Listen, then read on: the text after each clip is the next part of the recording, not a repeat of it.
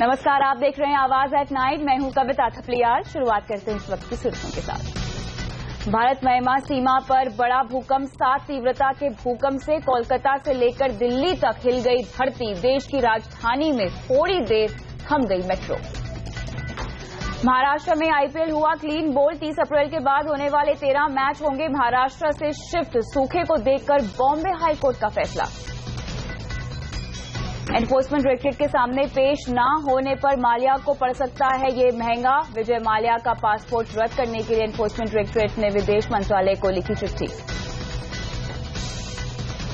8 लाख करोड़ के industrial cluster के लिए इन्वेस्टमेंट आ सकती है और करीब 4 लाख करोड़ हमारे पोर्ट्स में इंफ्रास्ट्रक्चर डेवलपमेंट आएगी और करीब 1 करोड़ युवाओं के लिए रोजगार निर्माण होंगे। समुद्री रास्तों के विकास के लिए सरकार की बड़ी तैयारी। कल से शुरू होगा सागरमाला प्रोजेक्ट के लिए बड़ा आयोजन। आवाज संपादक संजय पुगलिया से शिपिंग मंत्री गडकरी की एक्सक्लूसिव बात बुलेटिन में आगे। जोरदार संकेतों के दम पर इस साल की ऊंचाई पर बाजार। अच्छे मानसून की उम्मीद में सेंसेक्स करीब 500 पॉइंट उछला। निफ्टी भी 7,800 के पार। आईएमएफ ने दी ग्लोबल इकोनॉमी के लिए गंभीर खतरे की चेतावनी। कहा जल्द ही पॉलिसी में सुधार नहीं किए तो फिर 2008 जैसे संकट के आसार। 1.5 महीने बाद ज्वेलर्स की हड़ताल खत्म। सरकार के भरोसे के बाद काम पर लौटे। सीएनबीसी आवाज ने कल ही दी थी खबर।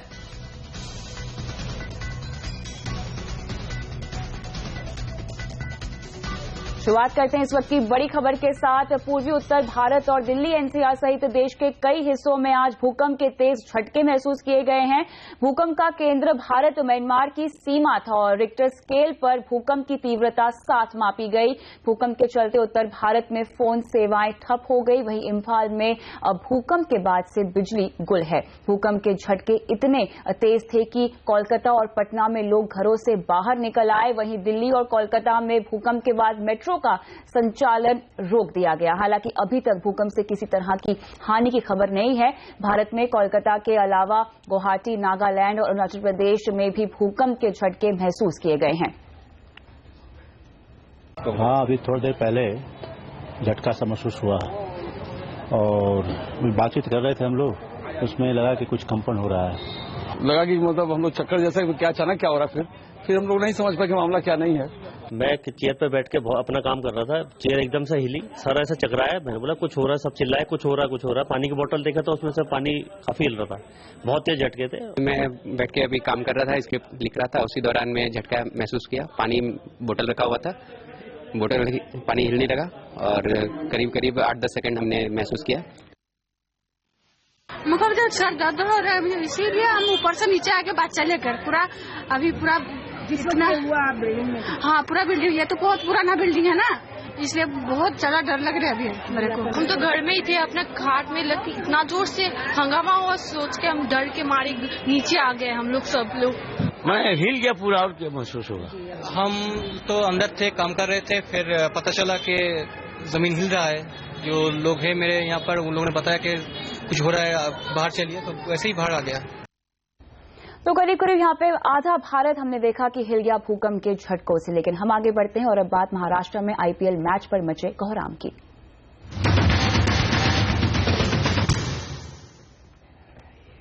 सूखे से बेहाल महाराष्ट्र में होने वाले सभी आईपीएल मैच बॉम्बे हाईकोर्ट ने महाराष्ट्र से बाहर शिफ्ट करने का आदेश दिया है। ऐसे में 30 अप्रैल के बाद होने वाले फाइनल समेत 13 मैचों को महाराष्ट्र से बाहर शिफ्ट किया जाएगा। इसके लिए कोर्ट ने बीसीसीआई को 15 दिन का समय भी दिया है। महाराष्ट्र के नागपुर से 3 मैच, पुणे से 6 मैच और मुंबई से 4 मैच दूसरी जगह शिफ्ट किए जाएंगे। आईपीएल मैचों में पानी की बर्बादी पर दाखिल याचिका के बाद हाईकोर्ट ने यह फैसला सुनाया है। आपको बता दें कि 13 में से 12 मैच पानी की भारी किल्लत झेल रहे नागपुर और पुणे में होने थे। चलिए इसी पर विस्तार से बात करते हैं और जुड़ते हैं हमारे संवाददाता विवेक गुप्ता से। बताएं विवेक, फिलहाल क्या लेटेस्ट अपडेट है आपके पास? ये बिल्कुल बहुत बड़ा झटका है आईपीएल और बीसीसीआई के लिए, क्योंकि बॉम्बे हाई कोर्ट ने एक सख्त फैसला लेते हुए साफ तौर पे कहा है कि आईपीएल में जो मैच महाराष्ट्र में हो रहे थे, अब 30 अप्रैल से पहले जो मैचेस हैं उनमें कोई भी शेड्यूल में तो जो चेंजेस है वो नहीं होंगे, लेकिन 30 अप्रैल के बाद जो भी मैचेस अब होंगे महाराष्ट्र के मुंबई, नागपुर और पुणे में, उन मैचेस को शिफ्ट किया जाए, महाराष्ट्र के बाहर शिफ्ट किया जाए। और बॉम्बे हाईकोर्ट का साफ तौर पर कहना है कि जिस तरह मराठवाड़ा में और महाराष्ट्र के कई हिस्सों में सूखा पड़ रहा है, जिसकी वजह से लोग काफी ज्यादा परेशान हैं, उनको अहमियत दी। उनका साफ तौर पर कहना है कि पानी ज्यादा इंपॉर्टेंट है, ना कि खेल। उसको अहमियत देते हुए साफ तौर पर बॉम्बे हाईकोर्ट ने आदेश दिए हैं कि 30 अप्रैल के बाद जो भी मैचेज है वो महाराष्ट्र में नहीं होंगे। आपको बताना चाहेंगे कि कुल महाराष्ट्र में आईपीएल के 19 मैचेस हैं, जिनमें से 6 मैचेस 30 तारीख से पहले होने हैं, जो आराम से हो सकते हैं, लेकिन 30 तारीख के बाद 13 मैचेस हैं जो अब नहीं होंगे। बॉम्बे हाईकोर्ट के आदेश है। अब बीसीसीआई और आईपीएल को इतने कम समय में इन 13 मैचेस को शेड्यूल तय करना है कि किस शहरों में होंगे, कौन कौन से स्टेडियम होंगे। ये काफी बड़ा चुनौती भरा काम है बीसीसीआई और आईपीएल के लिए। और बॉम्बे हाईकोर्ट भी काफी ज्यादा स्ट्रिक्ट होंगे। साफ तौर पर कहना है कि हर हाल में 30 तारीख के बाद कोई भी मैच महाराष्ट्र में नहीं होंगे। वहीं दूसरी तरफ बीसीसीआई और आईपीएल के अधिकारियों ने पूरी कोशिश की कि कोई भी मैच महाराष्ट्र से शिफ्ट ना हो। उन्होंने सारी कोर्ट की बात मांगी, जब कोर्ट ने साफ तौर पर कहा कि जब इस पूरे मामले में क्या सूखाग्रस्त लोगों के लिए मुख्यमंत्री राहत कोष में पैसा जमा कर सकते हैं, इस पर बीसीसीआई ने साफ तौर पर कहा कि वो 5 करोड़ रुपए देने को तैयार है। दूसरी तरफ बॉम्बे हाईकोर्ट ने कहा कि जिस तरह वानखेड़े स्टेडियम में 40 लाख लीटर पानी का इस्तेमाल हुआ है, क्या वो पानी बीसीसीआई राहत देने के लिए लातूर और मराठवाड़ा में भिजवा सकती है, जहां पे लोगों को पानी की जरूरत है। इस पर भी बीसीसीआई ने हामी भरी और बीसीसीआई का साफ तौर पर कहना था कि राज्य सरकार खाली आदेश दे कि कब और कहां पानी भिजवाना है, उसके लिए भी तैयार है। यानी आप समझ सकते हैं कि बीसीसीआई और आईपीएल बिल्कुल भी नहीं चाहता था कि महाराष्ट्र से आईपीएल मैचेस किसी दूसरी जगह शिफ्ट हो, लेकिन इस पूरे मामले में बॉम्बे हाईकोर्ट ने किसानों को ज्यादा अहमियत दी, पानी को ज्यादा अहमियत दी और खेल को बताया कि खेल तो होते रहेंगे, लेकिन इंसान की जिंदगी काफी ज्यादा अहम है। यही वजह है कि बॉम्बे हाईकोर्ट ने एक ऐतिहासिक फैसला लेते हुए कहा है कि जो आईपीएल के मैचेस हैं वो 30 तारीख के बाद जो 13 मैचेस हैं वो किसी भी हाल में महाराष्ट्र में नहीं होने चाहिए। इन मैचेस को महाराष्ट्र के बाद शिफ्ट किया जाए। लिहाजा झटका बीसीसीआई और आईपीएल के लिए। शुक्रिया विवेक इन तमाम डिटेल्स के लिए। लेकिन महाराष्ट्र में आईपीएल मैचों के खिलाफ याचिका लगाने वाले एचएम दसरेड़ा का कहना है कि कोर्ट ने ये साफ संदेश दिया है कि आप पानी के संसाधनों की बर्बादी कर रहे हैं। आईपीएल पे रोक लगाना और उनको उनकी जगह दिखाना, कोर्ट ने जिसको हम कहे जजमेंट और रिस्ट्रेंट, जिसको हम बोलते हैं कि ऑपरेटिव ऑर्डर्स, उसके टर्म में शायद कुछ मर्यादा हो, लेकिन एक संदेश तो कोर्ट ने बहुत साफ दिया है कि आप संसाधनों की बर्बादी कर रहे हैं और राज्य सरकार अपनी जवाबदेही बिल्कुल नहीं निभा रही है। वहीं आईपीएल कमिश्नर राजीव शुक्ला ने कोर्ट के इस फैसले का स्वागत करते हुए मैच के लिए नए विकल्प तलाश करने की बात कही है। प्रेसिडेंट, सेक्रेटरी और ऑफिस बेरर्स हम लोग आपस में विचार विमर्श करेंगे कि इसका वैकल्पिक अल्टरनेटिव स्ट्रेटजी क्या होनी चाहिए। हम किसानों के प्रति पूरी हमदर्दी है, किसानों को पूरी मदद करने को तैयार है। बीसीसीआई ने कोर्ट में इसका प्रस्ताव भी दिया था कि हम 60 लाख लीटर पानी भी देंगे और जो आर्थिक सहायता है वो भी हम करेंगे मुख्यमंत्री फंड में हम देने को, उसके लिए भी तैयार थे। लेकिन कोर्ट का जो आदेश है उस हिसाब से हमें वैकल्पिक व्यवस्था करनी पड़ेगी। वैकल्पिक व्यवस्था की हम तैयारी कर रहे हैं। चलिए इस खबर को पूरी तरह से समझते हैं हमारी सहयोगी तमन्ना इनामदार से। तमन्ना, ये समझाएं कि आखिर आज कोर्ट में हुआ क्या। सबसे पहले याचिकाकर्ताओं के वकील ने क्या दलील दी, ये बताएं। याचिकाकर्ता के वकीलों की दलील पहले दिन से यही थी कि जब इतनी खराब हालत है महाराष्ट्र में, मराठवाड़ा में, एक अंदाजा है कविता के 2015 में हर दिन 9 से 10 किसान मरे हैं सूखे की वजह से, सुसाइड्स हुए हैं, तब आप 60 लाख लीटर पानी का प्रयोग कैसे कर सकते हैं आईपीएल के लिए, जो कुल मिलाकर मनोरंजन है। और क्या ये बिल्कुल एक क्रिमिनल वेस्ट नहीं है पानी की? तो पहले दिन से पीआईएल यही और इसी बिना पर था। उन्होंने ये भी मांग की थी कि 1000 रुपए प्रति लीटर के हिसाब से टैक्स लगे आईपीएल पर। हालांकि उनका ये भी कहना था कि सिर्फ पैसे देकर बीसीसीआई इस पूरे विवाद से मुक्ति ना पाए। एक ग्राउंड को ठीक करने पर 3 लाख लीटर पानी लगता है और इसलिए इस याचिका में ये बात कही गई थी कि आप ऐसे समय पर पूरी तरह से इनसेंसिटिव है अगर आप पानी वेस्ट करेंगे आईपीएल पर। दूसरी तरफ बीसीसीआई ने क्या कहा? उन्होंने कहा कि आईपीएल में इस बार सुएज से साफ पानी, रिट्रीटेड सुएज वाटर का इस्तेमाल होगा। उन्होंने ये ऑफर दिया। उन्होंने ये भी पूछा कि क्या हमारे पानी इस्तेमाल करने से मराठवाड़ा में कुछ रिलीफ मिलेगी, नहीं मिलेगी, इसलिए हमें करने दीजिए। उन्होंने ये भी कहा कि इस सुझाव पर जोर देना चाहिए कि हम सुएज ट्रीटेड वाटर यूज कर रहे हैं और वो 5-5 करोड़ रुपए देने को तैयार थे। उनकी वैसे ये भी दलील थी जैसे पुणे टीम की कि अगर हम होम ग्राउंड में नहीं खेलेंगे तो हमें एडवांटेज नहीं होगा, हमारा ब्रांड वैल्यू भी लूज होगा। बिल्कुल। अब इन तमाम दलीलों को सुनते हुए ये बताएं कि जज ने क्या कहा। जज ने आखिर में बहुत साफ तौर पर फैसला दिया कि सूखे को लेकर वो चिंतित है। ये बात तो ठीक है, लेकिन आपको शिफ्ट करना ही होगा। उन्होंने मई में कोई मैच नहीं खेलने देने का फैसला दिया है महाराष्ट्र में, तो इसलिए अप्रैल 30 के बाद सारे मैच बाहर शिफ्ट किए जाएंगे। शायद ये फैसला इसलिए भी दिया गया क्योंकि मई में और गर्मी हो जाएगी और हालत खराब हो जाएगी।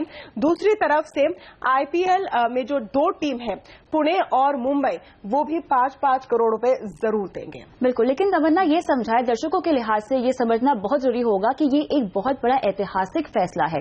क्यों इतना बड़ा फैसला लेना पड़ा? ये समझ में नहीं आ रहा है कि इतना बड़ा फैसला लेने के लिए क्यों कोर्ट को आना पड़ा। पहले से ही बीसीसीआई को सच बताए तो खुद सोचना चाहिए था। महाराष्ट्र सरकार को इतनी सेंसिटिविटी दिखानी चाहिए थी, संवेदनशीलता देनी चाहिए थी कि वो बाहर शिफ्ट करे, क्योंकि मराठवाड़ा में भयंकर सूखा है, वहां पर 2 सालों से ड्राउट है, फसल नहीं उग पा रहे हैं, किसानों ने लोन्स लिए हैं और वो लोन नहीं पूरा करने की वजह से वो आत्महत्या कर रहे हैं। ये हालत है आत्महत्या की कि छोटे छोटे अमाउंट्स के लिए वो आत्महत्या कर रहे हैं, प्राइवेट मनी लेंडर्स के पास जा रहे हैं। और दूसरी तरफ यहां पर आईपीएल के हर मैच में खूब सारा पानी लगना है। पूरे मैचेस का अगर देखें तो 60,000 लीटर पानी लगना है सिर्फ उन मैचेस के लिए। तो ये संवेदनशीलता की कमी थी। ये दलील भी कई लोग दे रहे थे कि आईपीएल को हटाने से थोड़ी इनकी प्रॉब्लम ठीक हो जाएगी, लेकिन आपको कुछ तो सैक्रिफाइस करना होगा, कुछ तो सोचना पड़ेगा दूसरे लोगों के बारे में जो यहां पर रहते। तो ये बस एक शुरुआत है, इसके बाद और भी स्टेप्स लेने होंगे सरकार को ये देखने के लिए कि फिजूल खर्ची ना हो पानी की इस वक्त जब लोग सूखे से इतने परेशान। बिल्कुल, इसका संज्ञान सरकार को ही लेना चाहिए था, वरना इतना मामला बड़ा नहीं होता। लेकिन फिर भी कोर्ट की तरफ से एक ऐतिहासिक फैसला आता हुआ। शुक्रिया तमाम डिटेल्स के लिए।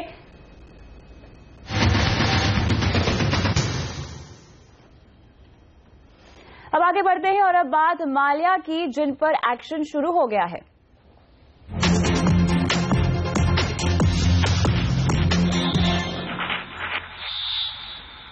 जी हां, माल्या का पार्टी टाइम खत्म होता दिखाई दे रहा है। विजय माल्या के खिलाफ प्रवर्तन निदेशालय ने शिकंजा कसना शुरू कर दिया है। ईडी ने रीजनल पोस्ट ऑफिस से माल्या के पासपोर्ट को रद्द करने की मांग की है। आईडीबीआई बैंक लोन और मनी लॉन्ड्रिंग के मामले में माल्या को पिछले हफ्ते कोर्ट में पेश होना था, पर माल्या पेश नहीं हुए हैं। फिलहाल अब ईडी ने माल्या को लेकर कड़ा रुख अख्तियार कर लिया है। इस खबर पर बात करने के लिए हमारे साथ अब जुड़ रही हैं हमारी संवाददाता ऋतु सिंह। ऋतु, ये बताएं कि इन्फोर्समेंट डायरेक्टरेट ने आखिर पासपोर्ट जब्त करने की प्रक्रिया तो यहां पे शुरू कर दी है, लेकिन एक्शंस के लिहाज से अगर हम देखें तो क्या एक्शन लिए जा रहे हैं?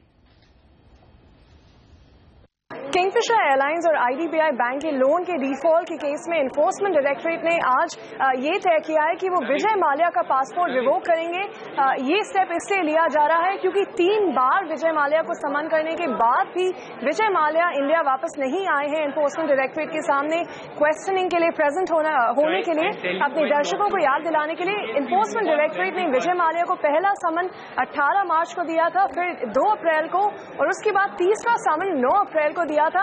तीनों बार विजय माल्या नहीं आ पाए। उनका कारण जो कि उन्होंने इन्फोर्समेंट डायरेक्टरेट को बताया है वो ये था कि प्रायर एंगेजमेंट्स होने के कारण और बैंक्स के साथ नेगोशिएशंस जो कि सुप्रीम कोर्ट में केस अभी चल रहा है उसके कारण उन्हें और वक्त चाहिए था और वो मई के महीने के पहले इंडिया वापस नहीं आ सकते हैं, इसलिए वो इन्फोर्समेंट डायरेक्टरेट के सामने नहीं आ सकेंगे।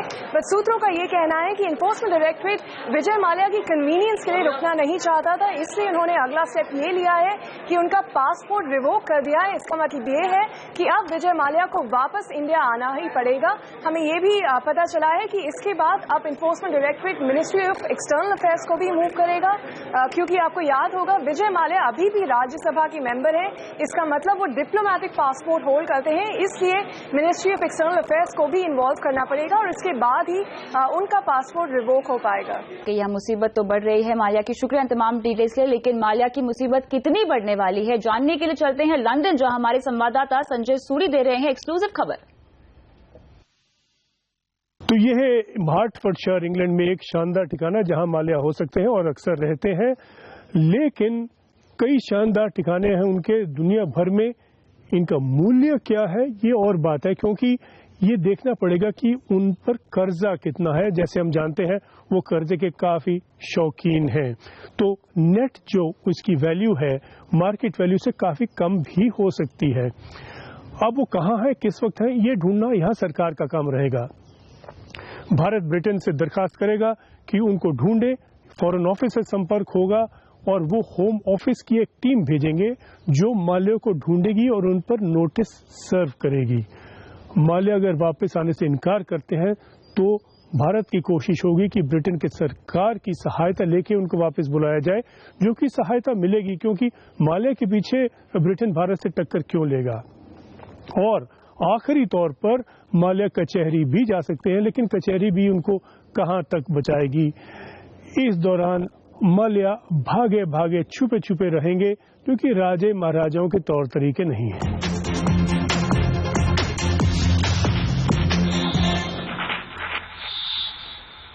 और अब बात करते हैं शेयर बाजार की, जहां आज जमकर पार्टी मनी।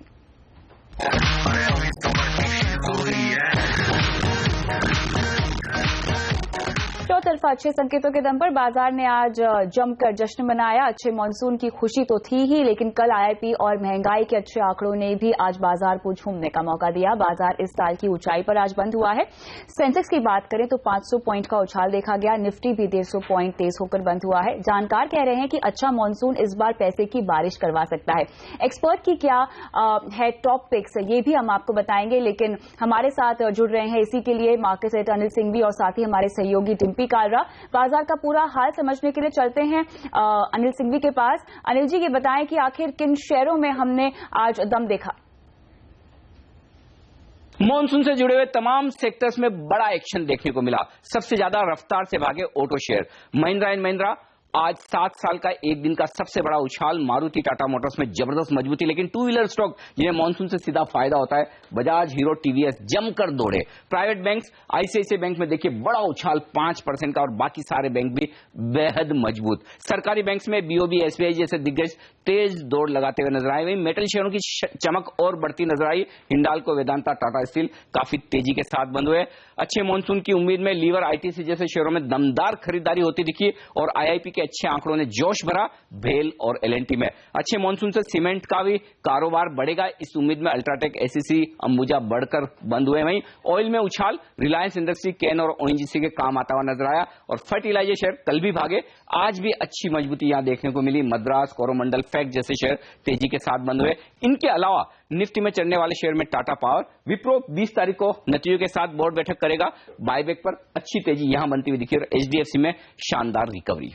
बिल्कुल अनिल जी, और साथ ही इस साल मॉनसून सामान्य से ज्यादा रहने की भविष्यवाणी के बाद बाजार 7वें आसमान पर है, और जानकारों का कहना है कि मॉनसून से जुड़ी कंपनियों में निवेश का ये शानदार मौका है। अगर आप इसमें निवेश करेंगे तो पैसे की बारिश होगी। एक्सपर्ट के कौन से हैं टॉप पिक्स बताने के लिए हमारे साथ जुड़े हुए हैं डिम्पी कालरा, हमारे सहयोगी। डिम्पी, किन शेयरों में निवेश से बरसेगा पैसा, ये बताएं।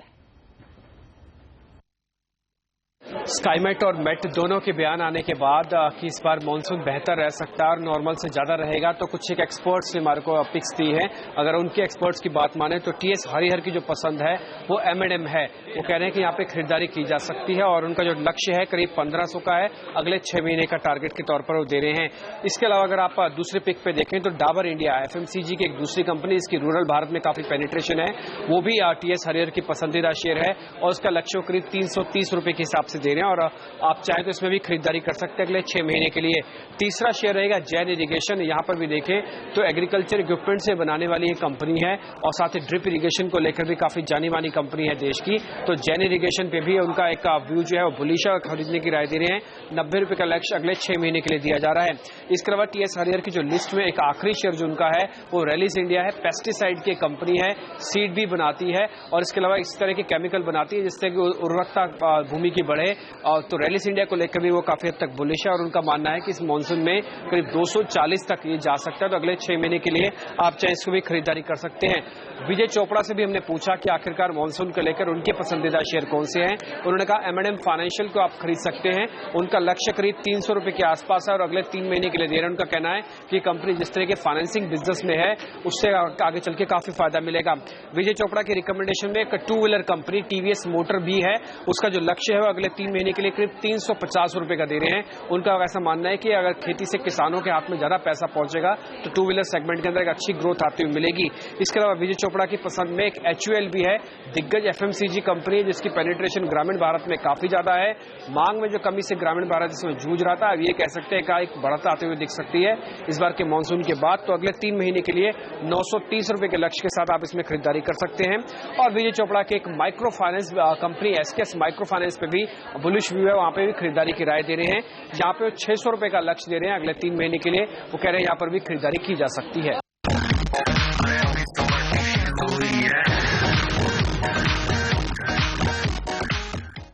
और IMF ने दी ग्लोबल इकोनॉमी के लिए गंभीर खतरे की चेतावनी। क्या कहा बताएंगे आपको ब्रेक के बाद।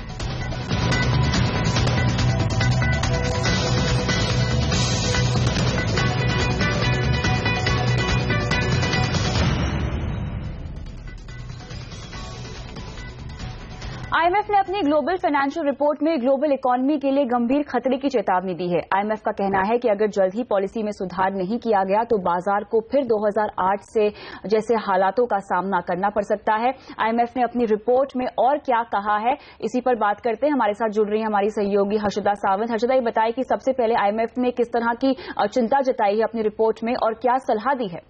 IMF ने साफ कहा है कि चीन और दूसरी इमर्जिंग मार्केट्स में जो बड़ी कंपनियों पर बढ़ता कर्ज है वो चिंताजनक है।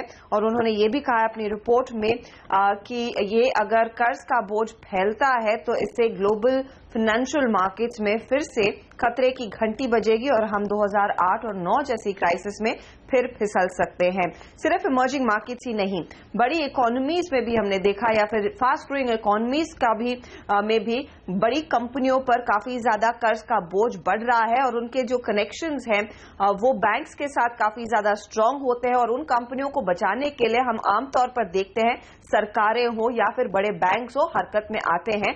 ऐसी स्थिति में बैंकिंग सिस्टम पर काफी ज्यादा बोझ पड़ता है। IMF ने साफ चेताया है कि ये स्थिति काफी ज्यादा चिंताजनक है और इस पर अगर कड़े कदम नहीं उठाए जाते हैं तो वाकई में हम एक फिर से बड़े फाइनेंशियल क्राइसिस में फिसल सकते हैं। बिल्कुल, शुक्रिया इन तमाम डिटेल्स के लिए हर्षदा।